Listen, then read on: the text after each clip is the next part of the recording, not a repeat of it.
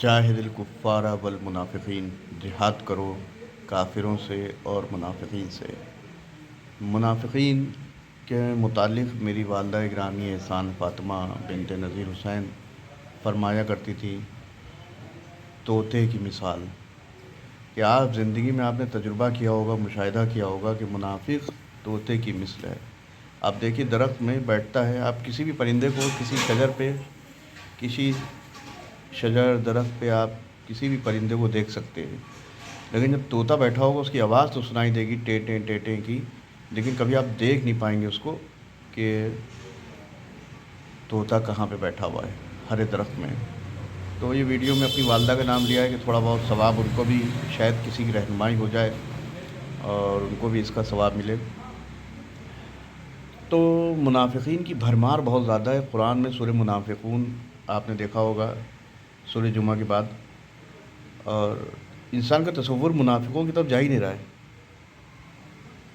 انسان کا تصور آج پوری دنیا میں مسلمانوں میں اتنے فرقے ہیں، اتنے گروہ ہیں، اتنے سیکشن ہیں، لیکن کہیں پہ کبھی منافق کی بات نہیں آتی کہ منافق ہیں کون، منافق کون ہیں، ان کے کردار کیا ہیں، ان کا ایمان کیا ہے۔ آپ دیکھیے ہر انسان ایک دوسرے پہ کہہ رہا ہے تم کافر، تم کافر، تم کافر، تم جہنمی تو ہم جنتی، تم جہنمی ہم جنتی، لیکن منافق پہ انسان کا دھیان ہی نہیں جا رہا ہے۔ منافقین کی کچھ صفات بیان فرمائی ہیں کہ منافق کون ہے۔ قرآن میں بھی منافقون کے کردار ہیں، ان کے ایکشن ہیں۔ تو بات یہاں پہ میں اہل بیت علیہ السلام کے متعلق کرنا چاہتا ہوں کہ لوگ کہتے ہیں کہ ہم تو اہل بیت کو مانتے ہیں۔ اہل بیت کو نہیں ماننا، صرف اہل بیت کو ہی ماننا ہے۔ یہ کسی کتاب میں نہیں لکھا ہے، اللہ کی کتاب میں نہیں لکھا ہے کہ فرعون کو بھی مانو، موسیٰ کو بھی مانو، نمرود کو بھی مانو اور ابراہیم کو بھی مانو، آدم کو بھی مانو اور ابلیس کو بھی مانو۔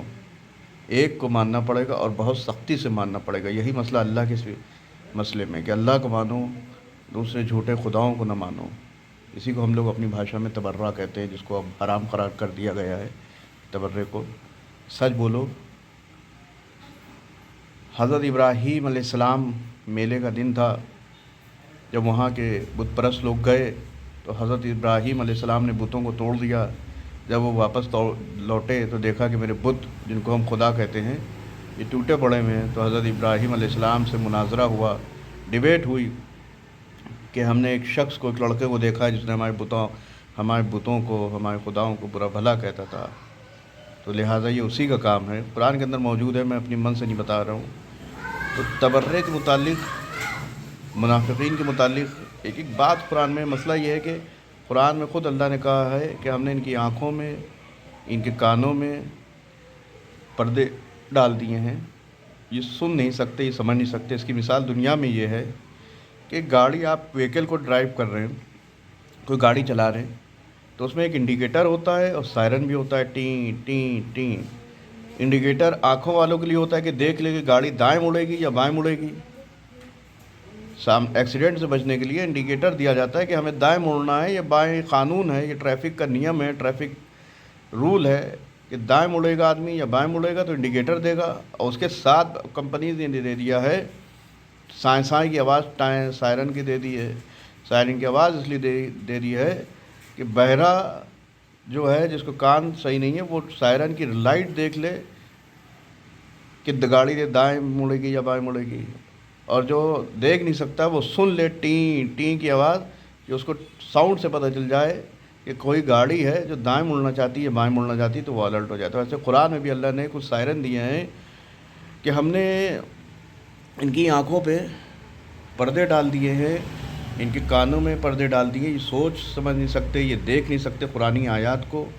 ٹھیک اسی طریقے سے جیسے اندھا نہیں دے سکتا ہے کہ گاڑی، اگر اندھا ہے، بہرا ہے، تو اس کو نہیں پتہ کہ گاڑی دائیں مڑے گی یا بائیں مڑے گی یا کدھر جانا ہے، تو ایکسیڈنٹ ہو جائے گا۔ تو ایسے ہی اسلام میں ایکسیڈنٹس ہو رہے ہیں، علم کی کمی ہے، گمراہیت حد سے زیادہ بڑھی ہے۔ کتاب قرآن کی آیتوں میں صاف صاف اللہ نے مسئلے بیان کر دیے ہیں، آدمی قرآن کھول کے نہیں دیکھتا ہے کہ قرآن میں کیا ہے۔ مولوی صاحب نے کہہ دیا، مفتی صاحب نے کہہ دیا، بس آنکھ بند کر کے بس وہ مفتی صاحب ہیں، اور اس کے مفتی کے صاحب کے متعلق بھی قرآن میں سورہ توبہ کی آیت ہے کہ انہیں نے اپنے عالموں کو، اپنے مفتیوں کو، اپنے ملاؤں کو اپنا خدا بنا لیا ہے۔ سورہ توبہ کی آیت ہے۔